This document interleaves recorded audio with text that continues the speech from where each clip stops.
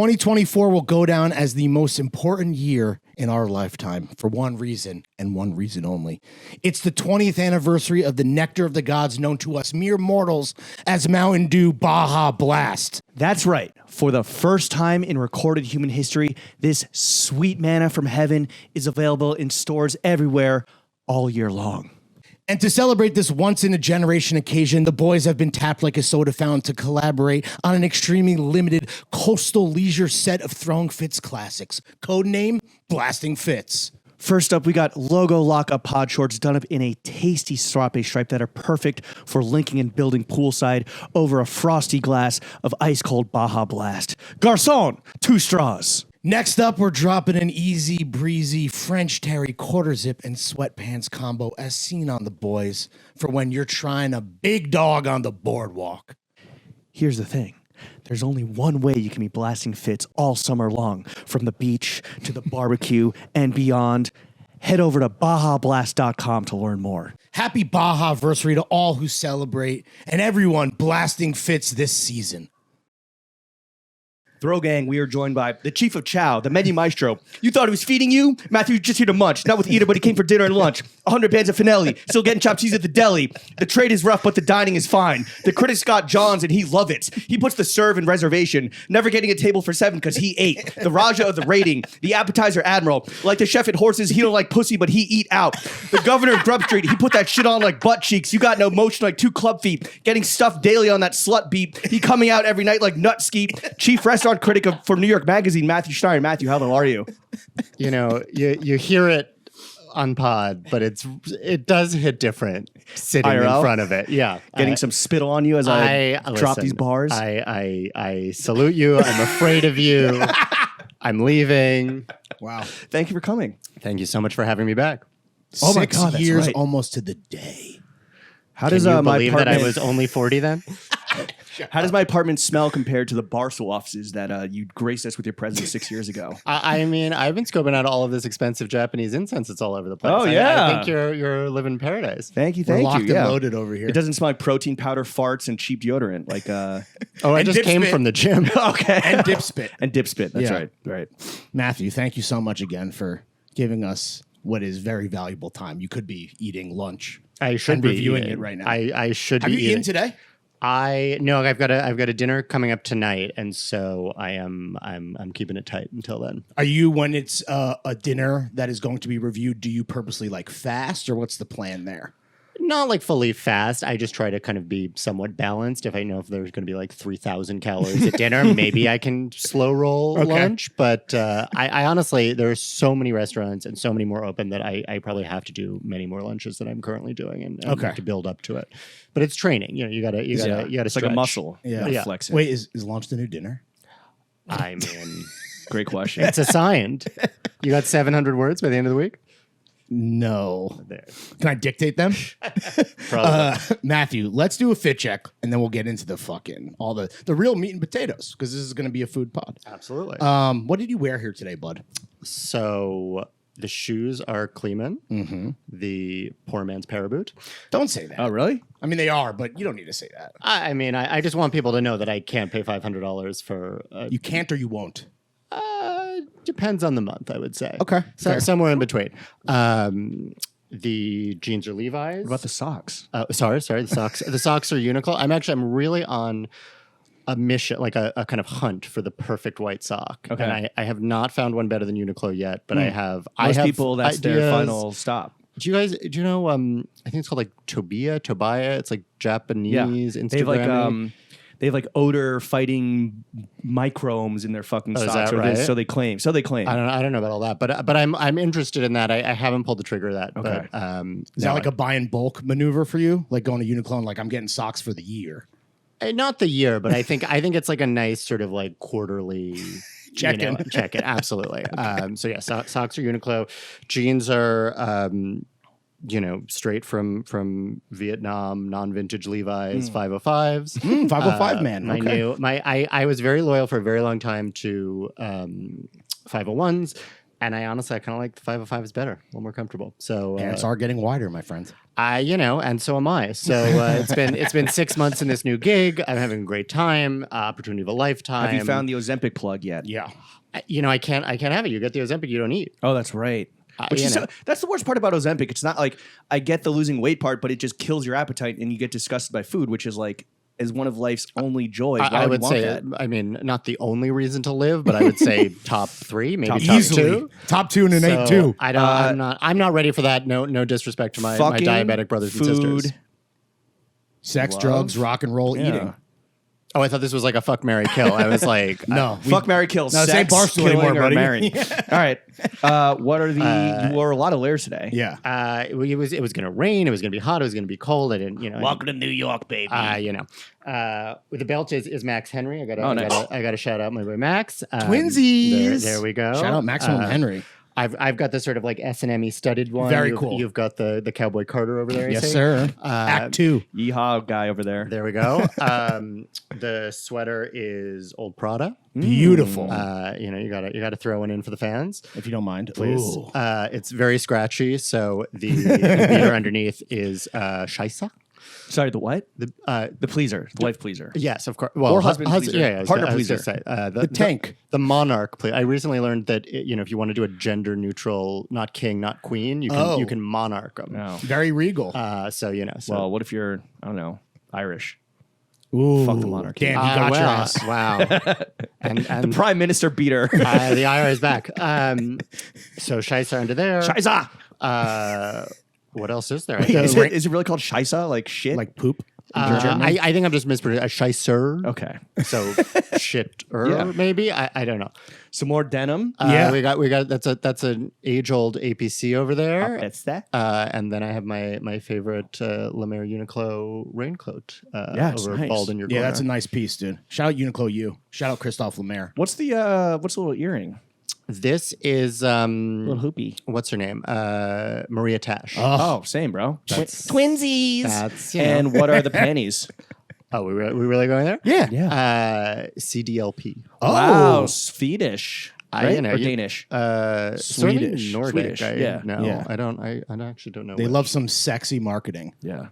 They love horny marketing. And they love Lyocell, which is really. I have a pair. I like them. They do hug the boys nicely. They're silky, It's like but not too silky. You're only not the best for only the best. Oh yes.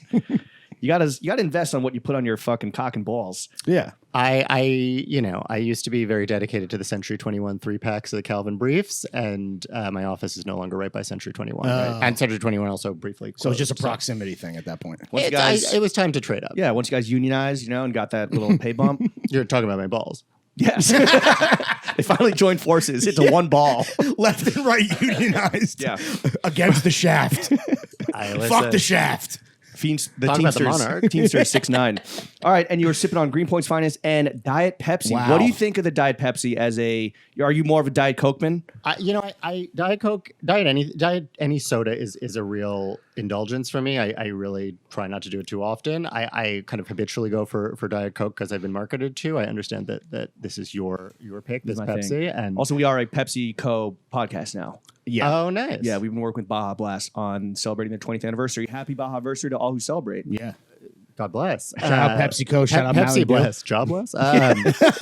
Do the do, Matthew. I mean, do the motherfucking do. The do comes in so many more colors. And maybe I shouldn't admit that as a food critic, but like I didn't know we were tasting the rainbow of do. It's like, well, that's Skittles slogan. So, well, I assume that's a brand partnership, but.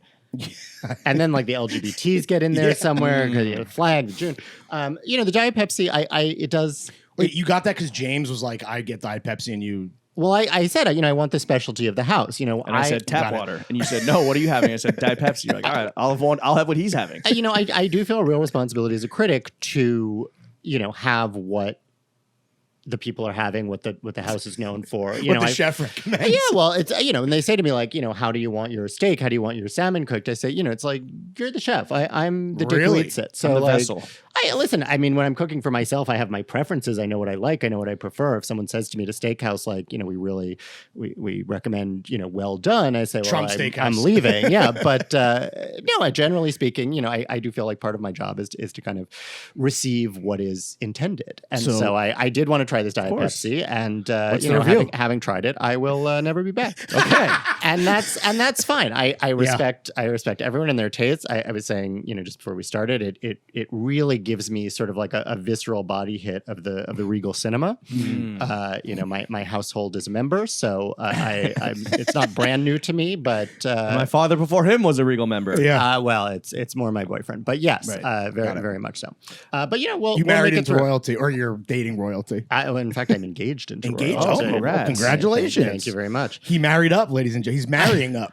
Well, if you're getting hints, if it's giving Regal Cinema, let's make a motherfucking movie, Matthew, and get into the meat and potatoes of this podcast, as we always say. Chief restaurant critic for New York Magazine. Do you have the best job in the world, or is it low-key kind of the worst job in the world? There's no question. It's the best job in the world. Yeah. My joke about it is the best job of the 20th century. We're in the 21st century now. That is what makes me a little nervous. Okay. But I think we'll ride it till the bitter end. New York Magazine has been unbelievably supportive and cares so much about this kind of work, even as many other places seem to be reconsidering it. I think that's a huge mistake. I think local news is critical to the lifeblood of a democracy, and by local news, I mean both the real stuff and my reviews of the burger place down the block. Right. So the neurotic Jew in me thinks my God, isn't this too good to last? And Is that what makes you nervous, that you just have stumbled into the greatest job in the world? absolutely, there's nowhere to go but down. Wow, what a positive way to start the podcast. Food Have critic. we met? What if you become like a TikTok food star or something? Yeah. Right? Well, I'm trying not to do that. Not because I say anything wrong with that. This feels like an inevitably over the weekend cut this, but I think I'm going to leave that to the professionals and semi-professionals. Is there value in TikTok food reviewers? Do you think that they have some redeemable, contributions for us? Sure. I think anything that is going out and putting boots on the ground and exploring and telegraphing that back to any audience, I think there is inherently some value in that. I think it's a different thing than criticism. Yes. I think Clout versus criticism. It's very clear which one of those I have. So You both. How many Instagram You're on the followers? only podcast that matters. How many Instagram followers you got? 20,000. Let's get that up to 21,000 people. Please. Yeah, you're pushing 25K. That's not light work, brother. I have no response to that. I couldn't think of something in time. Is it good? Is it bad? Am I That's tired? very good. That's very great. good. What about the phenomenon of kind of the interactivity between restaurants and TikTok food reviews, and whether it's a curse when you go viral or a blessing when a restaurant goes viral? Do you see restaurants taking more measures to combat the phones eat first philosophy, or do you see restaurants nowadays actually inviting, making it there's always a stunt viral dish or whatever? I think it's both and not in equal measure. I mean, we've talked before about Frog Club, where I went a couple weeks ago, where they put stickers over your phone camera so that you can't share anything, which of course only inspires everyone to share it in any way Almost like possible. they're doing that on purpose. It almost is. Is that better or worse than every other restaurant I go to? The server telling me, you may have seen this appetizer on social media. Wait, they say that? I have That's now heard crazy. that. I would say not a dozen times, but more than I can count on one hand. Wow. And they're often right. I mean, and it's not. I don't spend that much time on social media, I don't think. But these things are just really out there, and people want to share, and people want to know. Yeah. And where I get worried is where the kind of tail wags the dog and the trends start to dictate to the chefs and the restaurateurs and the owners what they should be doing and how they should be doing. We need more Wagyu. Yeah. Order it up. We got another flight coming in from Kobe. What's If the three of us were out to dinner and we're just hanging out, and you go for a dish, and I pop out my phone and I'm like, hold on, how much of a faux pas or how annoyed are you by that behavior? If we go out to dinner, I've already done it first. Oh, I I find it extremely annoying in myself, but this is my notebook. I go to a restaurant almost every night. I'm trying to surreptitiously take notes, trying to remember what I've had where, how it's plated, what it looks like, get something that's going to kind of jog my memory when I'm returning to it, to write about it. And, while it can be conspicuous to be, taking notes in a notebook or typing in your phone, honestly, the least conspicuous thing you can do at this point is whip out your phone and take a photo of it. So I always apologize to my guests. I always say, I know this is gauche beyond belief, but I'm always in. What if your guests are like, hey man, I actually prefer, why don't we just enjoy the meal? That's when I say, I'm paying for this. Do you want me to contribute at all to the bill here? You've been chief restaurant critic for 6 months now, you said? Just about. My first review was in September, I believe. How much weight have you gained in those 6 months? That is a triggering question. I'm so sorry. I celebrate all body types. Yes. But we're a fashion clothing podcast, so it's about we're also journalists, so we have to know. That's fair. And because you've asked me point blank, I actually have to tell you. Yes, of course. No one ever lies to journalists. Is what I've learned over the code, bro. 20 years in journalism. No, I as someone who came from fashion with a small but passionately collected wardrobe that fit a very specific version of myself and my body, I am trying to kind of maintain. Do you have to take measures to are you hitting the gym more? Or are you eating? Oh, I go to the gym all the time. It's an absolute nightmare.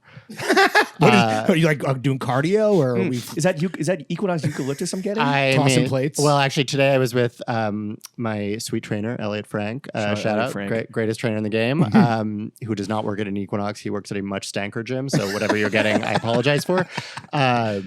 But no, I always went to the gym, a bit. I am a gay man, but this is true. It is your culture. I'm lifting. I'm doing cardio. I'm doing Pilates. Let's go. And I don't look any better. It's actually infuriating because I'm also eating it's balance, right? Yeah. Pig. The only reason I work out is so that I can pig out and go crazy. But you're doing it, 7 nights a week. Are you eating out? I eat out probably 5 nights a week. Fire. He's a hell yeah. He's a real New Yorker. I am someone with anxiety producing cholesterol at this point. Oh. I am on you take a statin. I'm on a prophylactic statin. My first day on the job, I went to my beloved PCP. I got a lot of all of this is maintained by only professionals. I think it's so important to have a Rolodex. Yeah, if I have one message for the youth, it's I don't know why people don't have a primary care physician if they have the insurance and wherewithal to do it. City MD is no substitute. I want somebody who's got my charts. I want someone who has seen the progression of my freckles. I want it all. You're an inspiration, dude. What a fucking grown ass man, ladies and gentlemen. I'm just a gentleman of a certain age. You live long enough, you get a certain neurosis. Yeah. It's gentleman of a certain brain. The answer is I have gained a small but pretty manageable amount of weight, and I would like to. You look great. I would like to be able to fit into, the majority of what I had been fitting into. And when the style completely changes, that's when you'll know it's time for some kind of dreading the return of skinny jeans then? 501s. Keep them at bay. I want to ask about the role of a critic, right? And kind of just almost the responsibility of people in your position. Is it hard when you're doing your job? Is it hard to distinguish what makes a restaurant good versus your personal tastes? Or is that why you are in the position that you're in, because your personal tastes are actually what you're relaying to the audience? I mean, to give a bullshit answer, I think it's both. Okay. But I was a little bit of a surprise choice for a restaurant critic. I freely acknowledge that. Although when I look back over my own career and my own work, I've actually been writing about restaurants since the very beginning, and eating in them since basically birth. I'm a native New Yorker, not unlike yourself. 2 parents, both of whom could burn water. There was just my earliest meals were in restaurants. I was talking to my mother the other day, and she was reminding me how they would take me out to the Chinese place, and then they would have to basically turn me over and hold me by the ankles afterwards because I would have so much white rice just shoved into my little like Oshkosh Bagosh overall pocket. Taking it with you. And I think maybe my diaper. So to shake you out over the doggy bag. Exactly. So, it has been a long and torrid romance with restaurants. But I started this by saying, even though I wasn't a restaurant critic, I've been a critic for a very long time. I was a fashion critic for Style.com and then a second string critic for The Times. I've done a fair amount of book reviewing. And I think what you learn in criticism is that you have to kind of take things by their own measure. You have to the extent that's possible, judge them by their intent and how far, they have either fallen from it or how near they've come to it. And so, there are things that personally are not my favorite things to eat, but I think, if I go to a restaurant that specializes in whatever those things may be, I don't think it's fair as a critic. I don't think it's fair to the reader, and I don't think it's fair to the restaurant to say, well, I don't want that. I haven't been a picky eater since I was a child. Do you have a food that just makes you go? I've eaten brains in this job. It's not. I got brains. Not on the job. That's how he got the job. Restaurant sex is back, baby. Shout out McNally. Well, really, really unhygienic. Don't fucking recommend. in a restaurant? Yeah, just not. I've never done. Anything to make the gram. I've eaten brains a couple times. It's in not, New York. It's not my bag. Yeah. Where? There were brains at Noksu, a kind of Korean tasting menu place I reviewed. I ate the entire head of what they were calling a squab, but which you and I realize is just a pigeon. Not the kind of feral New York pigeon, but I was going to say bird flew back. A pretty close relative. Yeah. Was it good? The crunching an entire skull does make you feel a little bit like you're waiting for your own comeuppance. Yeah. There is a brain dish at an Indian place I really like called Jezba in sort of the NYU area. And Dhamaka has a brain dish, right? I would not be surprised because I do. Yeah. I mean, the Jezba is Indian as well. I think a different region, but I think that it's goat brains. Yeah, this was calf's brains. I think. Delicious. To me, brains Young is and like supple brain. One of the great films of our time is Clue the movie from sometime circa the 80s, 80, 45, something like that. Great cast. But I will never sort of recover from Mrs. Peacock loving monkey brains. I don't know if you remember that. It's a minor plot point because her husband is an ambassador, and she's not shocked when she's served monkey brains at the Clue house. Temple of Doom, they're shocked when they get served brains, but that's also an extremely racist movie. So it's like, is Eileen Brennan the pussy or is Indy the pussy? I think what we about know Pie when he fucking drills his brain? That's another brain. I mean, scene. so to answer your question, I could probably be fine without eating any more brains. What's the most like extreme dish you've ever had? Besides, brains being an example. I mean, an example I always say for me is like whale sashimi. Sure. Or fugu, like the poisonous blowfish. Yep. Ooh. I went to Knox in the East Village, a Filipino restaurant, and I had bull testicle soup, which was salty. And you don't say. Salty balls. Well, the funny thing we is don't have a cow, we have a bull. They advertised the testicles, and so I was fine. I knew what I was going in for. And then they sort of mention in quieter that the soup also has something called pizzle. And so, I always ask because, you don't want to make an ass of yourself, assume you know what something is. And so I finished it and I asked, I said, I'm not familiar with pizzle. Is it a pepper or is it a local herb? It's a Snoop Dogg lyric. They were like, oh no, it's the cock. Oh. And I was like, oh, I mean, feels relevant, but like. It sounds like British for cock, no? Honestly, Betzel. Putz. Putz, right. I think Close. Putz is, right? I don't. Yeah, dude. I'm looking at it this Confirmed. way. Yeah, dude. Sure, totally. I just did a Manischewitz piece. So Oh, that's right. I thought you were going to say the half, like the duck embryo, which is a Filipino dish. When I went to Knox, I have to go back for the full 22 course tasting where maybe that will be on the menu. We got a la carte, so I did not try that one. 22 courses. Fact check me on that, but it's an outrageous number of courses, and absurd. It's supposed to be incredible. Oh, all right. There you go. Heard it here first, folks. When you're reviewing and walking into a restaurant, and in your mind, like again, subjective. The readers, got to know that the critics are subjective. They're humans. Does a restaurant need to provide a sick vibe for it to be successful in your book, or can it just get by based on what's on the plate? I think, I think it has to have a strong suit somewhere. There are restaurants that have incredible food and no vibe. There are restaurants that have incredible vibes and mid food. The former is every single restaurant in LA. No vibe.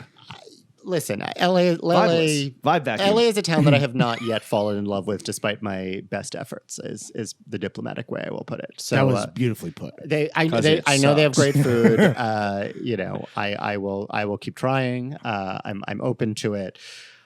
I have a lot of respect for the anti-vibe. I don't like sort of like laziness and like we didn't think about it, but a place that's like stuck in 1956, but still serving, like the best veal parm on God's green earth. Like that to me is a dream restaurant. It's so easy to get exhausted by vibes. If it's all that you have to offer, it's like, what are we doing here, people? Well, and it's like, because everybody is sort of plugged into the same devices that are feeding us the same things, I feel like, the courtship of vibes just ends up in, these kind of like starter pack decor things where every restaurant ends up looking the same. You just feel like you're in this kind of like vertigo inducing ambient otherness. Oh, is that Ethiopian jazz I hear? We all have Shazam, so we can all confirm it and throw it into our reviews, which, guilty. So, oh yeah. You pull out the Shazam as well? The ideal is if I can identify it, but you gotta read the room. What restaurant has the best playlist in your experience? God, that's a great question. Thank you. What restaurant has the best? I know my playlist? answer. What's your answer? I wonder if I agree. Bernie's. Isn't that a jukebox? No. It's wish. I think Rachel, the manager there, is just Shout out plug your Rachel. phone in. Are you a fan of Bernie's? That's our go-to. I need to do more in North Brooklyn. Usually when I'm up here, I'm more in sort of like the Japanese sector. Little There's Tokyo, unbelievable Greenpoint Japanese in Greenpoint. But no, I know everybody loves Bernie's. Everybody loves Bernie's. For a reason. I kind of got sicked out on comfort food. Sort of during and post-pandemic, there was so much of that, and I appreciate it and I respect it for what it is, and sometimes it really hits. But is that a trend that is like, or like a thing that restaurateurs just go to where they're like, oh, comfort food, like, Americana, whatever. But like, is that something that you're sick of, or that is just people are just doing as like a check that box for the vibe?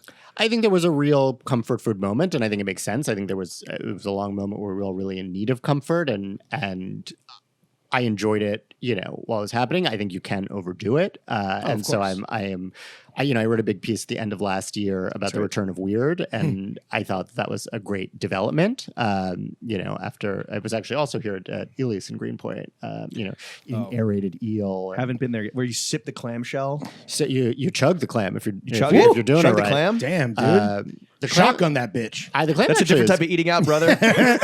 There he is. However you want to take the clam, I think the clam is there for you. But you don't want to be too comfortable these days. You want to get fucking weird. I think it's nice that you have the option. I think, there were only so many Caesar salads I could eat. There were only so many mozzarella sticks. I celebrate and Bernie's, and I'm glad that it's doing what it's doing, and people seem to really love it. I agree with you. Like martinis, burgers, like very, I don't know, just overdone at this point, but I still think that Bernie's just does it the best. Yeah. Well, it's important to have one place that really does it and kind of owns it. The Cadillac of comfort, much like a Cadillac itself, I guess. So what's the answer to the playlist? Did you think of it while we bought some time there, or were we just... No. I mean, I appreciate you guys really vamped for 2-3 hours at least. I was in Four Horsemen the other day. Four Horsemen has a great playlist. Shout out James Murphy. Another restaurant that I feel like is kind of just like goes under the radar because it's like so consistently good. People just kind of forget how good it is. On Pete Wells' list. And up, a number of spots this year, I will say. Yeah. I hadn't been in a long time, and the music slapped. The music was great. The food was great. Ethically, I have to say, one of the managers is an old friend of mine from even before her Four Horsemen days. But I mean, farther than a little splash of some kind of Prosecco sparkling wine at the beginning, like, I got in on my own, I paid on my own, and it was excellent on its own. It did not need any help from her. How does it work with reservations and getting like hot tickets? I always have the worst reservation in the game. And 5 o'clock? That's the best. Well, more often 10 o'clock, which is the nightmare. Terrible. No, because I have to make reservations under an assumed name. Hell yes. What's your what name do you use? Ron Mexico? Shut up, Mike Vick. What's your pseudonym? That was his dogfighting name? Yeah. Yeah. Wow. Are you impressed that I knew that? That Mike Vick was convicted of dogfighting, or that? Or that I could, yes. I guess that I could just we said Vic first. Connect those dots. This guy's a but big jock, ladies and gentlemen. Thank you Do very much. you use different pseudonyms or do you stick with one? I have one so far because Can we reveal it? I'm not prepared to reveal it, at least not on mic, because I mean, listen, I'm not stupid enough to think that these restaurants have not already clocked it. It's pretty evident, and Matthew Meyer. An even more Jewish guy. Well, what I will say is that I picked a name that like almost could never occur in nature, which is just like a sort of private joke with myself. Jesus Hitler. I'm sure there's one. So, but I mean, this guy has, not only does he have a Resi account, he has a phone number, he has an email address, and all that stuff I have to remember. Wow, And is this like the theater kid? Have you created like a character? Like, what is this guy? What's his back? What's his story? What's his Tell us deal? more. He loves eating at 10 p.m. We got that. Yeah. He's a night owl. He's a Castilian adoptee. He's bow-legged. Oh, wow. Okay, so He's still in skinny jeans, but the rest of us have moved on. are we bringing disguises into the mix? Like, come on, dude. Sadly not. When I was, Fake mustache fell off in the bowl dick soup. when I was invited to apply for this job, I was not just given this job. I was told, if you want, you can submit a memo for this. And one of the things I wrote in this memo is like, I am prepared to bring out the wigs. Whatever it yeah. takes. I am All ready the to go wigs. full sort of classic Ruth Reichel, come for me with apples, like Gail Green big hat.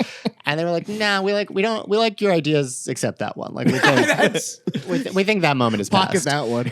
So give that idea 1 star. sadly I go as myself. I mean, my feeling is like You could still put the wig on though, right? Yeah, it's up to you. that's not just on my own time now. Okay. When I'm in there, sometimes people seem to recognize me, sometimes they don't. Generally speaking, it's not an issue. My feeling is like, listen, this is the age of Google image search. Like, no one is anonymous.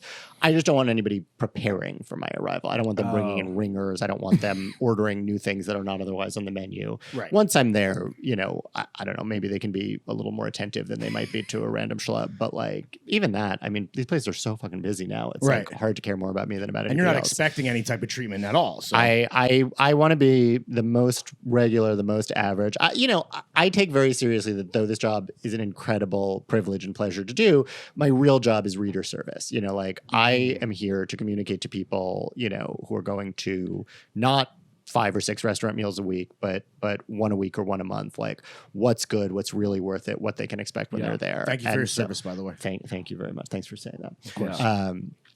So I want really seriously to kind of get it, like everybody else gets it. Do you ever go out to eat when you're not working? And then does it fuck, like you walk in and let's say they clock you and they're like, oh shit, Schneier's here. Ron Mexico's here. It's Jesus Hitler. Jesus, the bow-legged Jesus Hitler's here. Christ, it's Jason Bourne. And they start treating you like royalty, like, and you're just like, no, guys, I'm just here for some eggs. Like, Yeah. does that? It Can do- you eat out like a citizen, or do you always get fucking treated like royalty? It's pretty citizen. I mean, the number of times where I have really been sort of clocked and any kind of accommodation was made, I can really count on one hand. Really? And the truth is, now when I'm not working, I'm basically always working. But if I have a night where I'm really like, this is a night just for me, I won't go out at all. Oh. I miss cooking. I miss my boyfriend's cooking. I miss like. Are you nice at cooking? Your fiance. I'm okay. Thank you. he watching? I hate that word. Really? I really don't. Obviously, I love him, and I'm happy would that hope we're married. You're betrothed. But I think that word really kind of gives me the creeps. You're And, betrothed. sure, my affiance. The love No, of I your get- life. Sure. Future hubby. Mr. Forever. Oh my God, what's the food at the wedding going to be like, bro? Oh. It's gonna be good. Yeah? That's all you can say? It's gonna be. Are you, real are good. you in charge of that? No. He cares a ton about food too. Okay. I mean, I he's hope so. he's a good cook. What's and- the biggest food thing that you guys disagree on? What's the biggest food thing that we disagree on? Hopefully he's not going to kill me for saying this, but I got him onto chicken on the bone when we first were. Is that a gay thing or? Is that a gay euphemism? or Yeah, what? but it requires like 4 or 5 people at least. No, when we were starting to date, our second or third date was at the Fly in so good. Clinton Hill, my old neighborhood, a place that I was and am very fond of. I hope it's not unethical to say that, but I was since long before I was a critic and will be long after.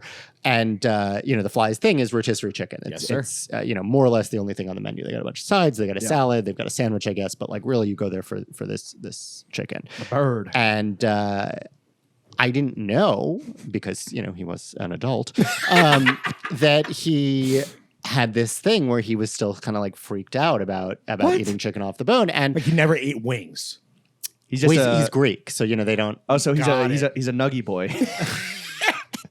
Well, yeah, Nuggies and tendies exclusively. I'd like to see the children's menu, please. So he was a real trooper about it. Is it like gross that it's like, oh, this was an animal? I think, which listen, I understand too. I mean, there are certain things you can eat, including I think things that are sort of gristly or bony or off the skeleton that you just are feeling like, okay, talk about thank you for your service, like I don't think it's immoral to eat meat. I don't think it's unethical to eat meat. I try to eat it in as mindful and sustainable and humane a way as possible. The vegans have turned this off long ago. Yeah. Great. So fuck those losers. But he was a little. But he did it. I have to give him props. He did it that first time. It tastes better. Like the proof is in the taste. Over the course of now 4 years and change together, nice. He just goes to fucking town on it. It's disgusting. Get this man a chicken thigh, dark meat only. So that was a disagreement. I'm trying. Otherwise, I don't think we really have disagreements. I mean, because he. He spent about half of his childhood in America and half in Greece. There are certain sort of like American foods that he just doesn't have a ton of experience with. What? Just sort of like assorted junk foods. I'm not going to be able to think of a satisfying one, but Doritos and shit.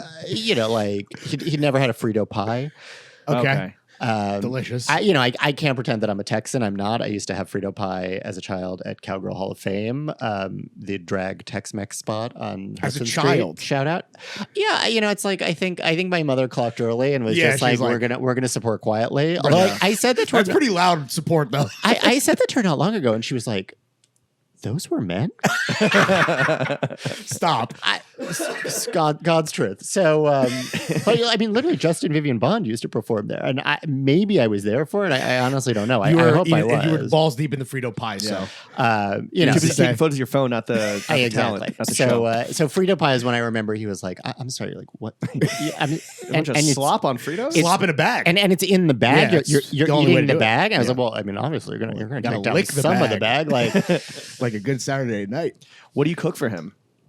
Back in your cooking days, and again, I really don't get to cook much anymore. I would say like a competent plus home cook, which I actually think is the exact right amount for a restaurant critic to be, because I am so aware of my shortcings and so in awe of the people that really can and do cook at a professional level, and I don't take it lightly. Those who can't do, review.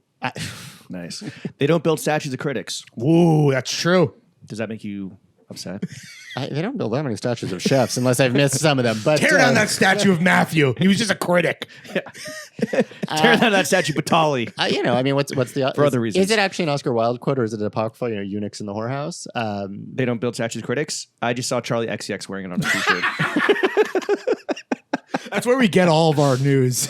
I think it's a Theodore Roosevelt, like man in the arena type shit. I'm more of a Dua man myself. Okay. So every man has his pick. Wait, the Dua of man. If you go out to eat with your betrothed, can you shut off the critical mind? Can you just enjoy it without like?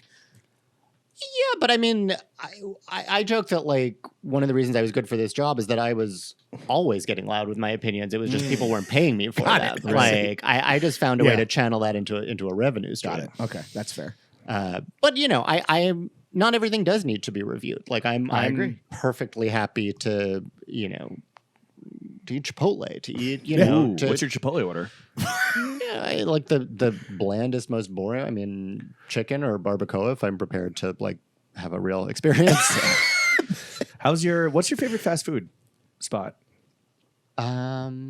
Good question. The truth is, and I mean this to sound less pretentious than it will, I really didn't grow up eating very much fast food. It's New So York. it's like a New York thing, but I mean there was fast food around. There's a really nice McDonald's on Chamber Street. That's my high school McDonald's. My high school And spot. so ran that bitch. It's not that I wasn't there. It's not that I didn't. These things weren't around. You could just I get didn't. Chinese food, like beautiful, delicious American Chinese. Yeah, instead. so I don't. I mean, there are a lot of things that I don't really have a ton of experience about. But I remember, Hannah Goldfield, excellent writer and food critic at the New Yorker, is a friend of mine, wrote somewhere at some point that like she hadn't had a Big Mac in years and needed to like go back and try it, and she got such hate for it, and so I guess now I will too. I don't know. I mean, I had one last night. We were on set all day. For my birthday this year, my betrothed, I guess, trying that out. Nope, don't like it either. Made a beautiful steak au poivre and Postmated McDonald's fries to go with it. Fuck yes, dude. Which I love Big brain move. I have to say is like, yes, it's a little cringe, but also is extremely delicious. He's Greek. That's a And philosophical move, if I ever heard of one. It was, short of, Yaya's lemon potatoes. Right. We will accept that. I looked up synonyms for fiance. What about intended? My intended. I actually kind of like that. Really? It's like Victorian, right? It's like I intend. That's like, so pretentious. that's worse than betrothed. No. Betrothed. You're right. Yeah. That's- Speaking of high-low, and we talked about kind of like you're a little over comfort food, or you wrote that piece that it was very 2023, 2024. It's getting weird. It's getting like, I don't know, just weird energy in a good way. What other food trends do you think are literally cooked that we just need to stop doing? I feel guilty saying them because I think there are reasons, and I think often business reasons behind all of these things. I am a little exhausted by small plates. I think it's a little bit of a con to get people to order more stuff, and I have had the experience of like going to a restaurant, and a service person saying to me like, after we ordered, 6 different, tiny morsels of whatever, being like, you should probably throw on another 4 or 5. Yeah. And I was like, I'm getting a fucking slice after this. this is like you don't have room on this table for the Yeah. number of plates you're proposing to bring. we did just go to the Tusk Bar, and their small plates were fantastic. And it's like, it's so good. I'll just order more. Like, I'm not tripping over that, but I get your point. For everything that I could complain about, there's like an excellent version of it, and I'm The sure exception makes the rule. Oh, right. So that I find a little challenging at this point. I mean, I just like the opportunity to sort of decide on my own meal and its But you don't size, like the its opportunity. You don't like amplitude. the opportunity to like try a bunch of things. I mean, maybe it's just the privilege of like knowing I'm going to order everything anyway, and so like I don't need it to be Critical privilege. That's His so life is a poo-poo platter. I have to apologize for that. I mean, and then tasting menus I think can be unbelievable experiences, but also can kind of hold you hostage and for 4 jack up the hours. prices. And I understand because there's a lot of logistics behind it. And if you were doing, a tasting every night with 2 seatings, you know what you're buying, you're not having spoilage, you know what's going to sell, you're taking a lot of customer choice out of it. And, it is so hard to run restaurants. It is so costly. So many of them fail. The real estate is a nightmare. The health department's, it's all a nightmare. And so I don't want to seem cavalier about the challenges of that. And I don't want to seem like, why aren't you guys having, as much fun as I'm having? Right. Like, I know that this is, these are real challenges. But I also think like when you have a $200, a $300 a person tasting menu, you're just creating a luxury product, and there's nothing inherently wrong with luxury. Right. But I also think, the divide is widening here as everywhere else between, the haves and the have-nots, and the experiences you can have as one and the experiences you can have as another. And I want to find food that, is excellent and worth every penny for top dollar, and I want to find food that's excellent and worth every penny for entry level. And I think, to me, value is really the criteria. What do you think? You mentioned Hannah Goldfield. She writes kind of more about like, specific restaurants, but also like the more macro trends. Like, what do you think of the members only fucking shit happening now with like major food group and the clubs and shit?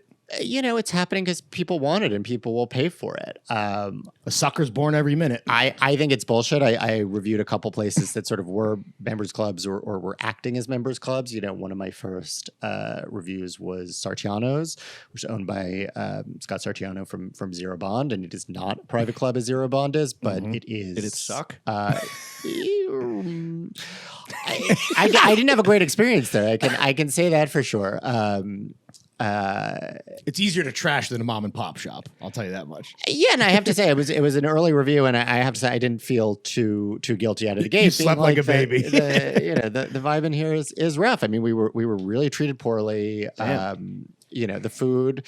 It has a very competent cook, and it has Portali is sort of consulting, and he's a great New York chef, and so there are some real hits. But you just you feel that it's like doing something different than I think a restaurant should do. I mean, we just did a big piece for the magazine on kind of nostalgia in restaurants, the yesteryear issue of New York Magazine. And it was fire, by the way. That show was awesome. Thank you so much. I had such a small part in it. Extremely proud to do it, but it was mood board picks. a huge group project. And but the real thrust of it was that restaurants are places where kind of like you meet your people. And I think as soon as you may, it's one thing to have it be sort of like a de facto club, or if I think that can be kind of fun. But as soon as you really are limiting from above, this person can enter, this person can't enter, and dictating the criteria that would allow entrance, which is almost always, cash, I think you're doing something that's profoundly un-New York. You might as well just be a fucking Shriner's Lodge in Wisconsin. Not that there's anything wrong with that. Or maybe worse food. Honestly, at this point, probably the same food, because there's such a there's a whole Midwestern trend and chipped beef and whatever else. Well, let's talk about the most recent issue. So it'll kind of look back at the history of restaurants and their accompanying scenes in New York, all the way back to fucking the Mark Twain dickities to current times. If you could bring back one element of a past version of New York City that you yourself are nostalgic for, what would it be to the restaurant world? If I could bring in one, especially after all this research, I feel like you must have been looking at these halcyon days and be like, oh shit, what's the game been missing, Matthew? Well, listen, the truth is that this really was like a cast of thousands assembled to do this story. And so, there was one guy who really handled the 19th century. There was, another person who did this. I was furiously pitching the 90s New York restaurants of our youth, many of which were, I'm sorry to say, cut from the issue. No Joe Juniors? No Joe Juniors, no Zen Palette. Wow. the place that told me that vegetarian food can be both expensive and tasteless. Iconic. Do you remember America? No. America off Union Square was sort of a concept restaurant. It had like a huge neon American flag outside of it. Yeah. Yep, correct. And its shtick was like food from all 50 states. Oh, great shtick. That was a whole thing. No Jekyll and Hyde. A Jekyll and Hyde where my 5th grade birthday party was. Hell yes. Wait, there's no Jekyll and Hyde in the city anymore? I think the Uptown one still exists. The downtown one is gone. Mars 3000 or whatever. Mars 2112, another classic birthday party joke. Rainforest Cafe? Ninja? Ninja was later, but Ninja was. I never went, sadly. I went once, and it was really in the basement. You would have ninjas spring out at you and be like, ninja, or some shit. Not great for vets. No. Rainforest Cafe. That was a big one. Yeah. I feel like, but I'm from Jersey. So those were around. I'm pretty sure there's still a Rainforest Cafe in London, honestly, which is interesting to me. I mean, when I was going for Fashion Week, it's sort of like right around kind of Leicester Square. They're looking for shit to rape and pillage, even if it's just in the kind of general. Yeah. Did you have a favorite one specific write up in the issue, or one that like really spoke to you? I mean, I loved the one about the Upper East Side teens colonizing their own floor at Serafina before Serafina, when it was still called Sophia. That wasn't my particular experience, but I thought, nothing is going to kind of like bring me back faster than like a Nancy Joe Sales, style. Some prep school gangsters. Prep school, your beepers on the table, your Parliament lights. I'm cribbing that directly from the write-up. This is not my own. Your steep text on the chairs. The whole thing. And so, that really hits for me. I love, the punks at Leshko's. And the punks it was awesome. And the Brighton Beach places with the bottle of vodka for every 4 people.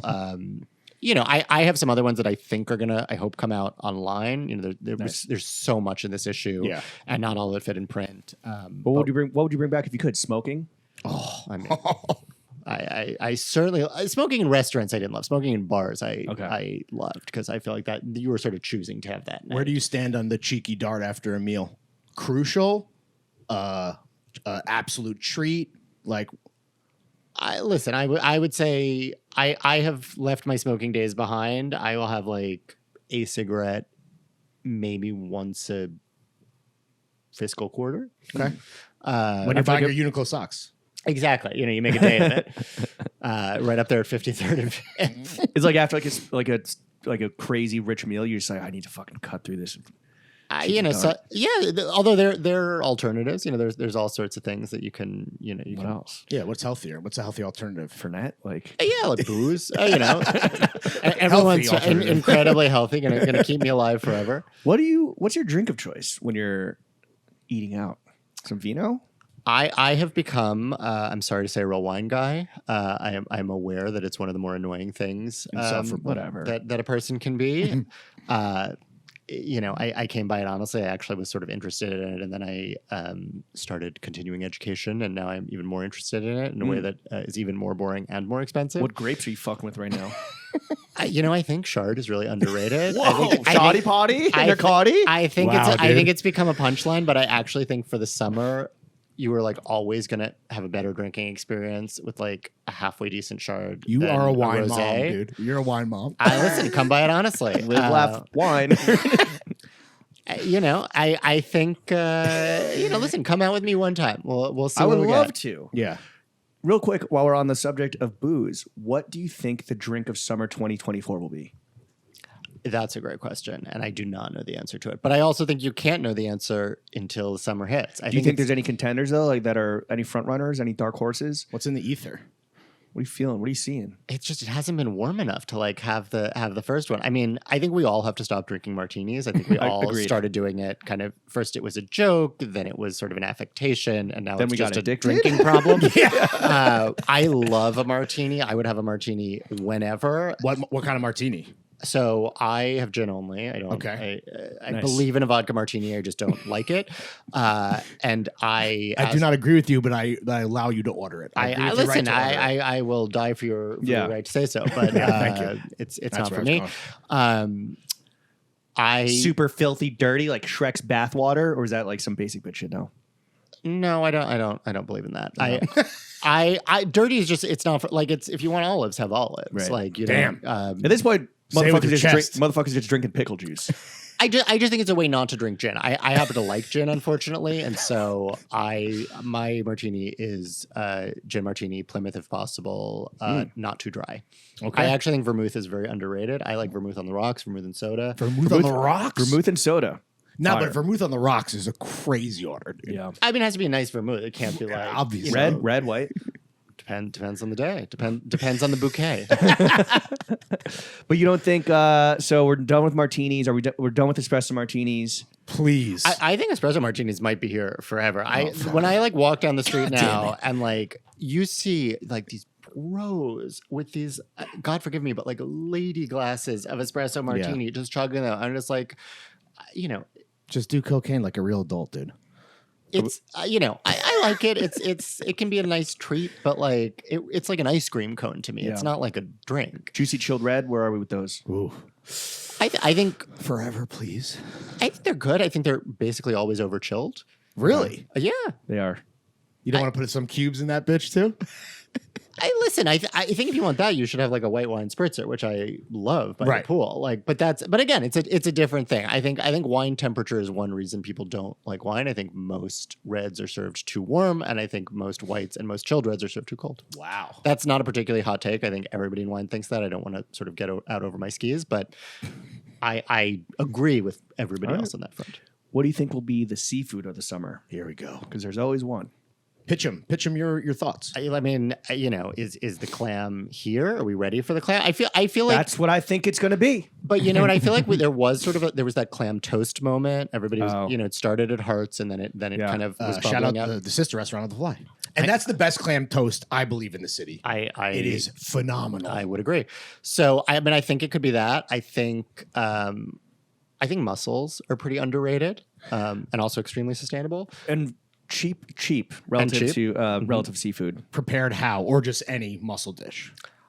I mean, I love like a mussel marinara. I love Mussels marinara. I forget what it's called with the beer, mussels and daube or something, like Belgian thing. Moule frite? Yeah, I mean, Pretty certainly fire. a moule frite.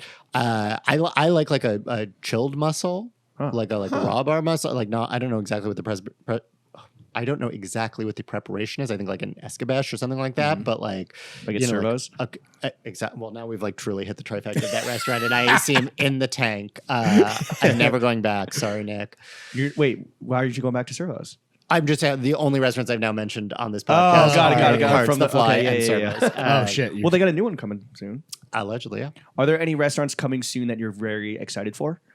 Absolutely. Let's name them. I don't. I wonder if. I mean, I guess I'll just go, and so it doesn't matter. I'm really excited about a place called Zimmy's that Serves in? a guy from a guy who cooked at Lodi and now has been cooking around the city, doing pop-ups, is the chef at, and I think that's going to be really good. I'm curious about Cafe Fifi on the Upper East Side, which I find to be sort of a food desert, although there are some good sort of old time places. But that's the French place from the Sushi Naz people. Nice.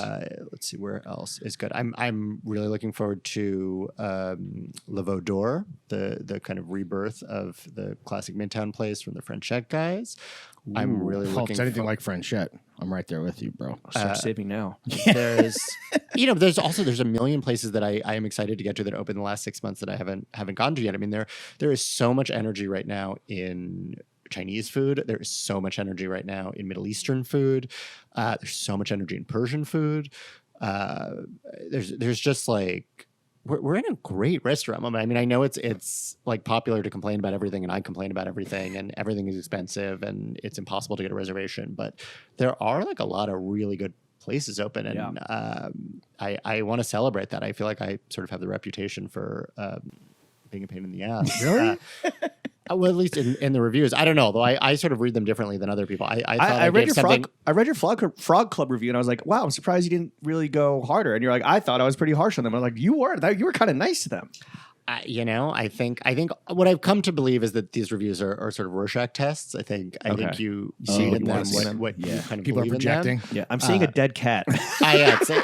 It's like a magic eye. You have to kind of like bring it to and away from your face. Wait, when you say you're getting a reputation from who? Like restaurateurs, chefs, or is that really just in your own mind? I think probably in my own mind. Okay. Yeah. Got it. Okay, so in this moment, what are some food trends you think are going to really flourish in 2024? I think we're going to see a real Middle Eastern food moment. I think there's so much good stuff there, and I hope so. I think.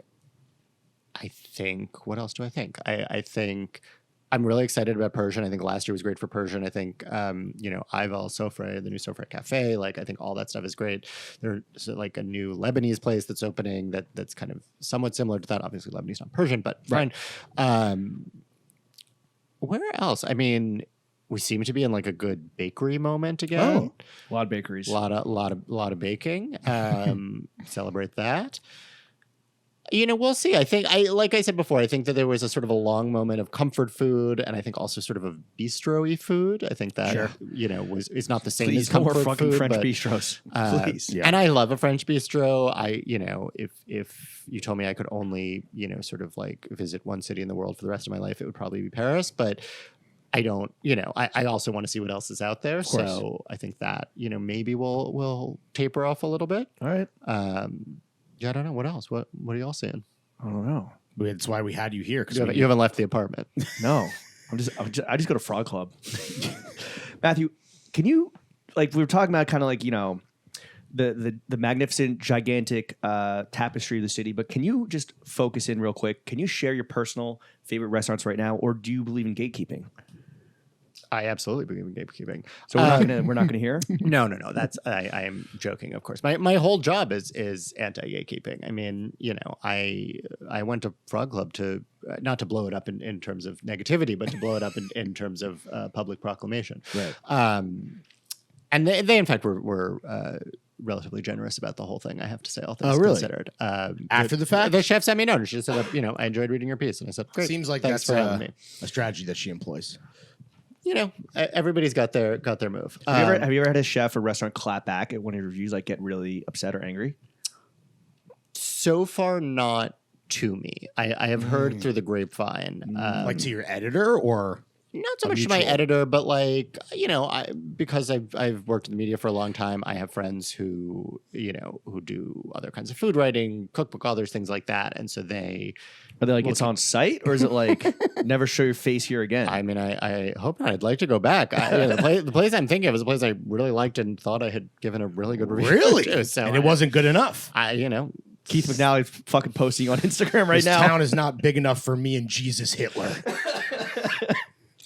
Sorry, what was the question? My favorite spots. Your favorite restaurants right now? Personal favorites. What are my favorite restaurants right now? This is the question that I'm asked all the time, and I just absolutely should have a ready answer for it, and somehow I never do because it changes all the time. Where have I been liking? Where have I been reviewing? Even. I thought he had like All he a good does is memory. eat. Yeah. No, I mean, why do you think I take all these pictures? My memory is shot. Let me think about it for a second. It's one of them was going to like. We can float back revisit. about. Is there something where like as soon as you walk into a restaurant, like what's the most immediate thing that will charm you and kind of signal to you that you're in for a good experience? Whether it is like the music, the vibe, the food, like what exactly kind of just clues you in that you're going to have a good meal? Green flags. Yeah.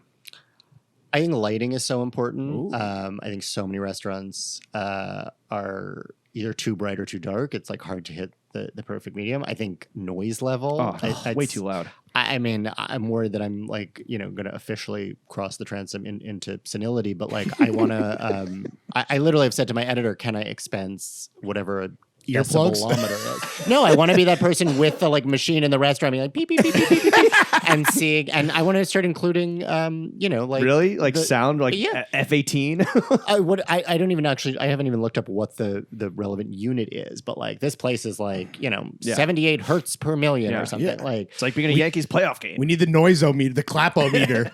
But no, if it's too loud, the night's ruined, and that happens at a lot of places. In New York I think so because many of places me. are so loud, It's out of and control. it's just like it's fun, and I get it, and it gives you a little. Is that them forcing the vibe? I think a little bit, and it's also I think forcing a kind of youth that I think is a little unfair. It's like I still dine out with my parents, who are in their 80s, and like they can hear fucking thing, Dude. It is literally when I go out to eat with my parents, I'm on Yelp being like looking up the noise levels. So honestly, I think noise level would be a Damn, nice that's a great call. little feature to include in your reviews. Well, I regret announcing it here. Someone's gonna steal it. Big Pete, ears. stay away. You know what? They're listening. Yeah, you have a week. Get it done. Okay, so good lighting, good noise level. What else is like? I think like you want a menu that like has some variety, but doesn't feel like, sort of Cheesecake Factory level of like, we can make anything and we are making everything. right. The menu's the Bible. I think you can tell so much about sort of like the real quality of a restaurant by its by the glass wine list. Ooh. It's like, it's not that anyone can like assemble a really great like bottle list, but you're actually moving so much more wine by the glass, and You're on notice the grill. and it's for it's for the people who are not there to swing a dick around and like prove that they know Chambon Musigny or whatever. So it's as we Chateau all do. Margaux, right? Yeah, totally. There you go. Chateau Josh. You fuck with Josh?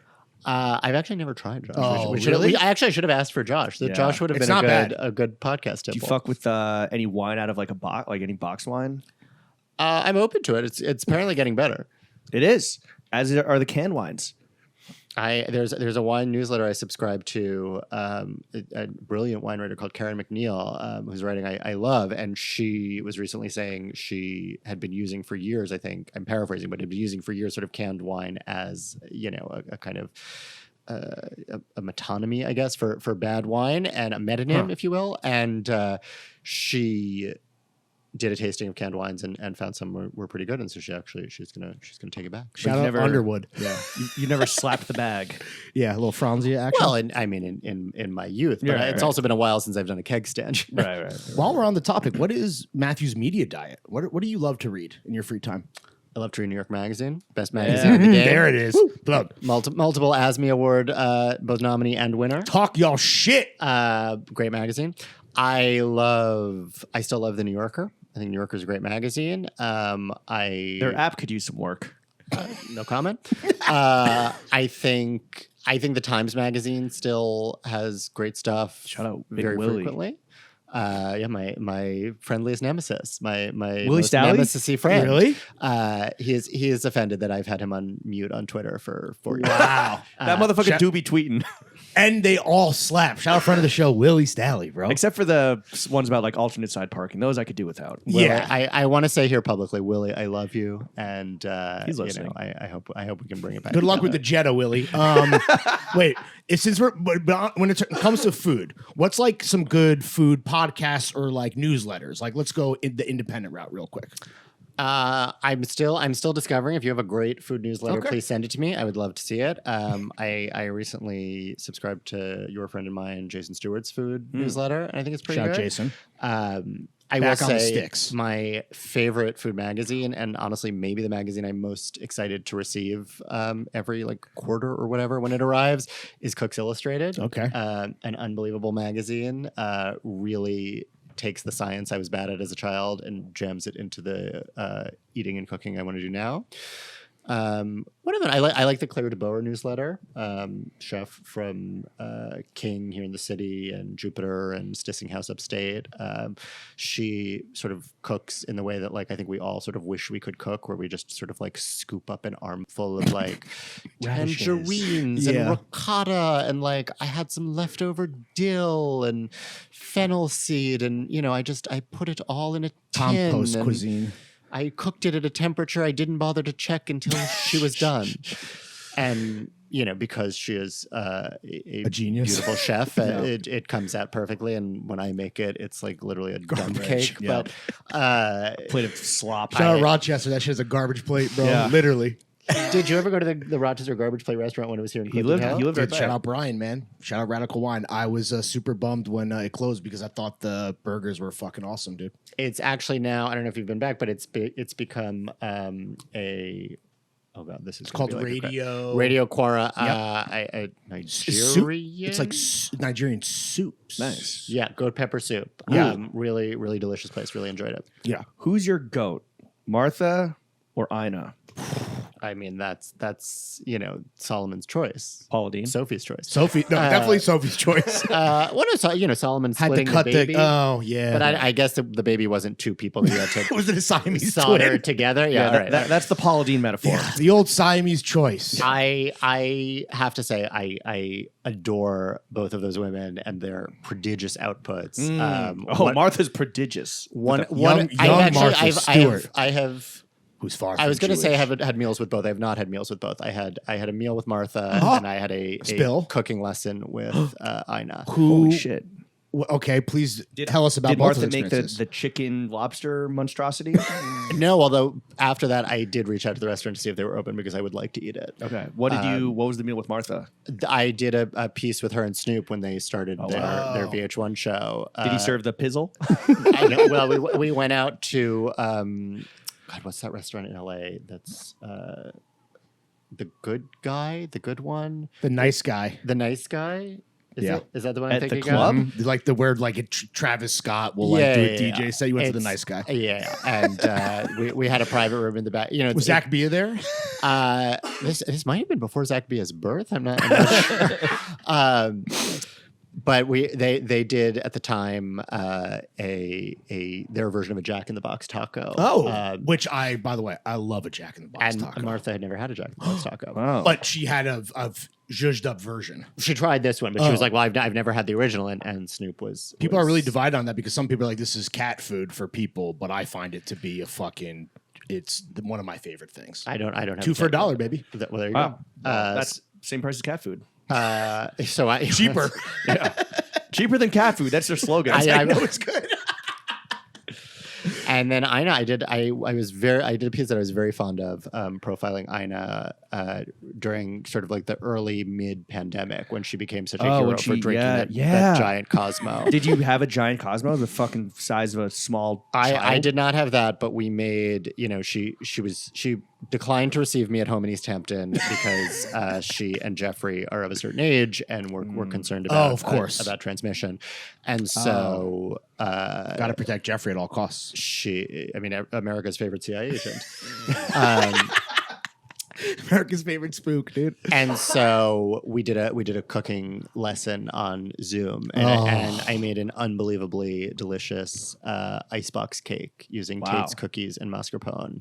That's how good she is that through Zoom it translated perfectly and you had this amazing thing. Well, as I mentioned in the piece, I don't want to put her on blast because I truly revere her and I'm so proud to have ever spoken to her, and I will continue cooking her recipes. And as weird as it is to say, we now have a mutual friend, and so I'm especially Martha nervous. But no, but she let me know that a couple of my choices were not following the recipe, and if it didn't turn out well, she wasn't sticking around to That's to on eat you, it. brother. But it was she sort of said with just a little hint of an edge in her voice that you don't get on the television. It's like, people say your recipes don't work, and then I say, well, did you follow them?